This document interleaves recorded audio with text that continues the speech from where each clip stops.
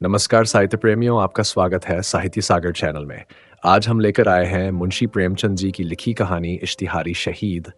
मेरी सादगी, मेरी सच्चाई, मेरा भोलापन, मेरे लिए जी का जंजाल हो गया।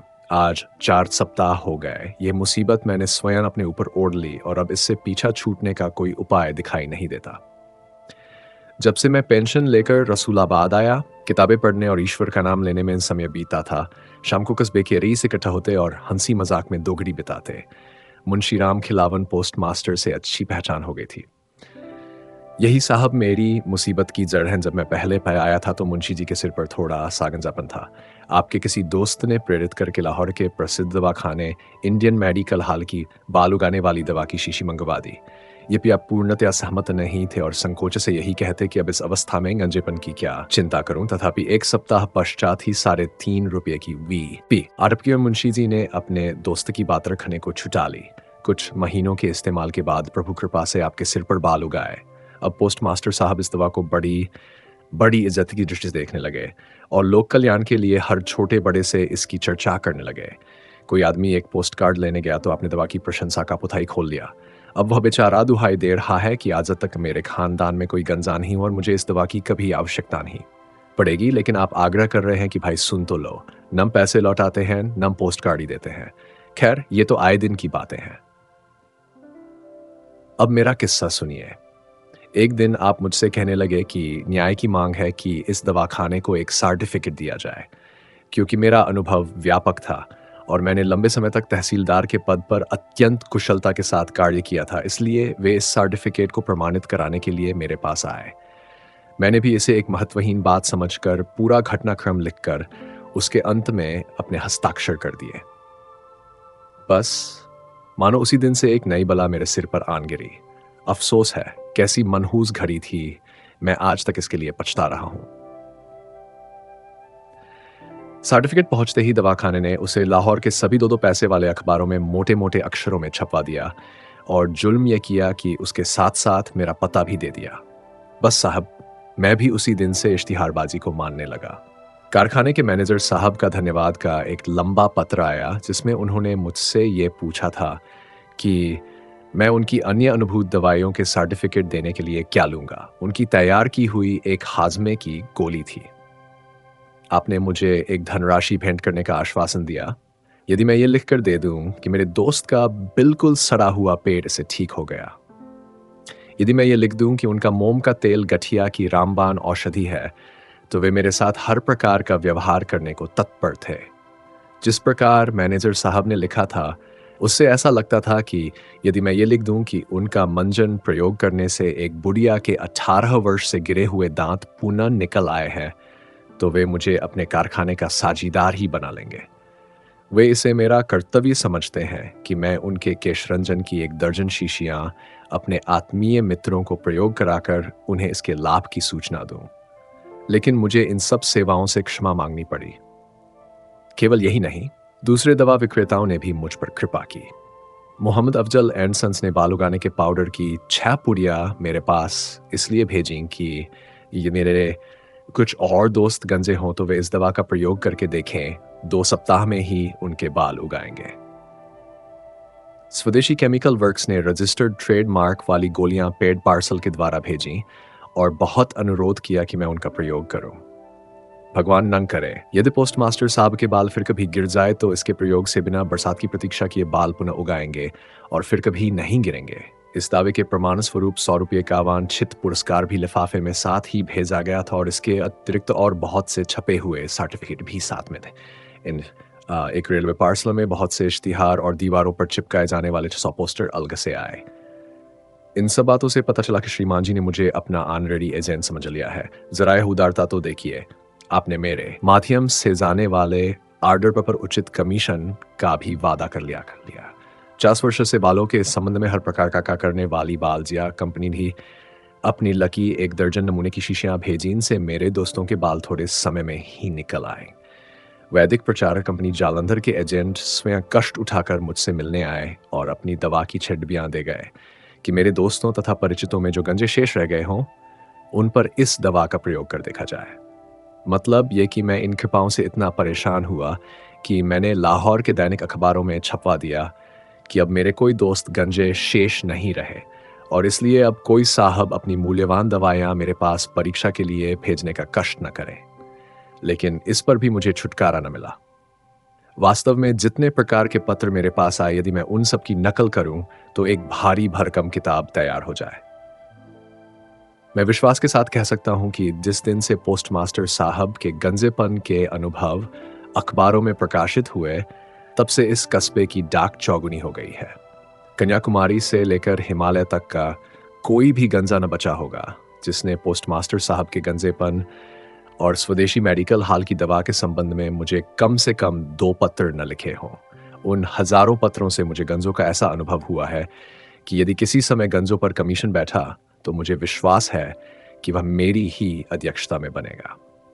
एक सज्जन ने बहुत प्रेम प्रदर्शन के पश्चात जिज्ञासा की कि क्या पोस्टमास्टर साहब जन्मजात गंजे थे। दूसरे सज्जन जानना चाहते थे कि क्या उनका गंजापन वंश परंपरा से चला आता था और यदि ऐसा था तो वह उन्हें दादा या नाना किसकी ओर से उत्तराधिकार में मिला, और ये कि उनके खानदान की महिलाओं में तो गंजापन नहीं होता।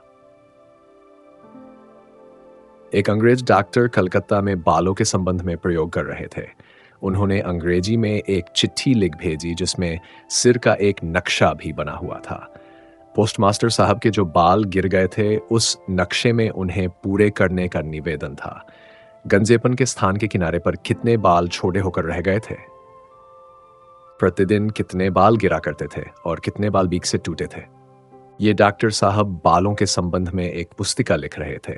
उसके लिए उन्हें इस प्रकार की जानकारियों की अत्यधिक आवश्यकता थी। यदि मैं उनके उत्तर लिखने का प्रयास करता तो अवश्यंभावी था कि मेरे परिजनों को उपचार हेतु मुझे आगरा के लिए चलता करना पड़ता। जिला झांसी से एक सज्जन ने पूछा कि क्या ये वही मुंशी राम खिलावन हैं जो उनके कस्बे में सन मीठियट्स में पार्सल बाबू थे, उनके भी गंजापन था।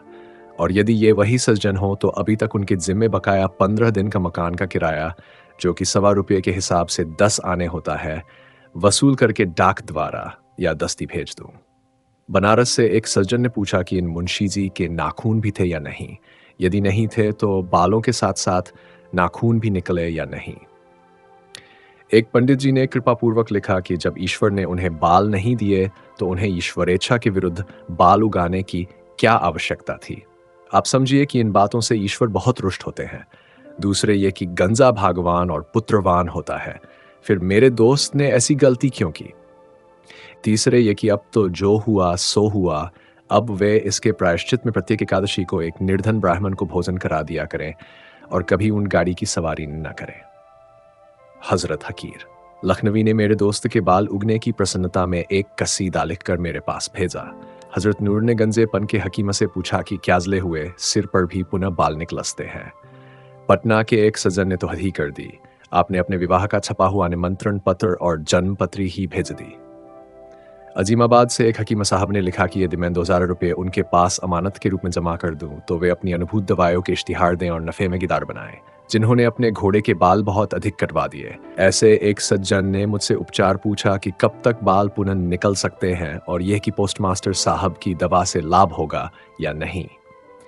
डिप्टी चमकलाल साहब ने पूछा कि उनकी कुतिया के बाल गर्मी में गिर जाते हैं और जानवरों पर इस दवा का क्या प्रभाव होता है। एक सज्जन का बच्चा गलती से इस दवा को पी गया और इसलिए उन्होंने मुझसे ये पूछा कि बच्चे के पेट के अंदर तो बाल नहीं निकलेंगे और उसका दम तो नहीं घुटने लगेगा। उन्होंने मुझसे सलाह भी मांगी कि यदि उसे बाल सफा की एक शीशी पिला दें तो कैसा रहे, ताकि बाल निकलने के साथ साथ ही साफ भी होते चले।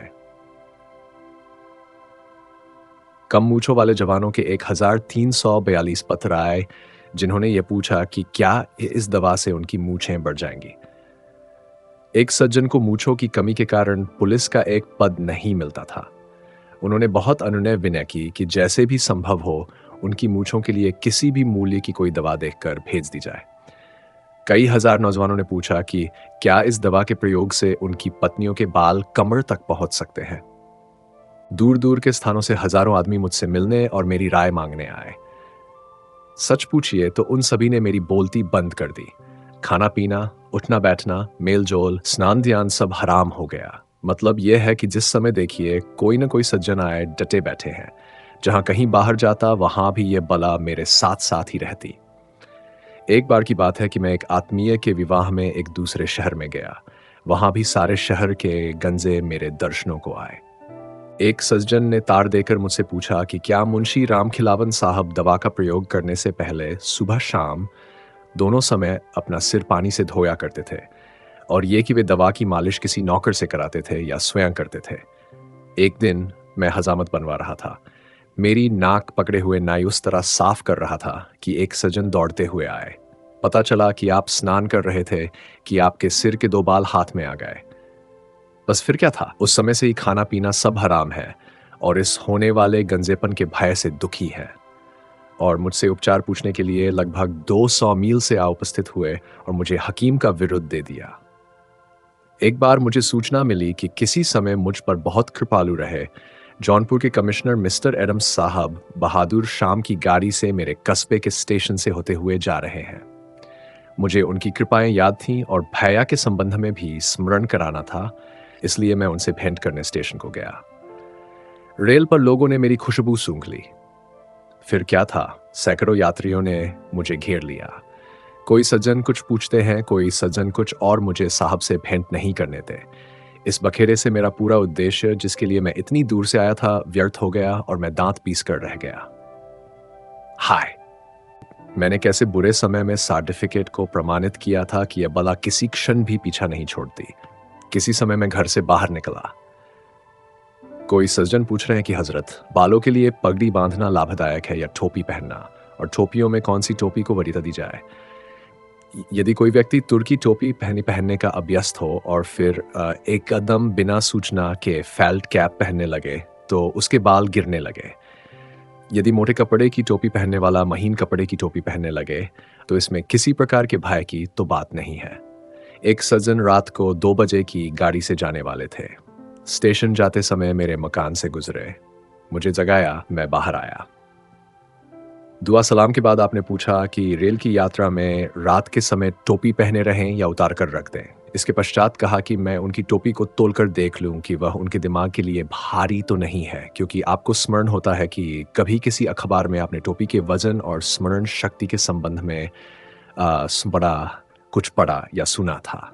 आपने ये भी कहा कि मेरी टोपी में ऊपर की ओर छेद नहीं है और अब नए प्रकार की टोपियां आई हैं जिनमें छेद होते हैं, इसलिए मैं भी अपनी टोपी में छेद कर लूं या लखनऊ के प्रसिद्ध टोपी वाले मियां नसफुद्दीन से छेद करा लूं। मैं आश्चर्यचकित था कि क्या उत्तर दूं।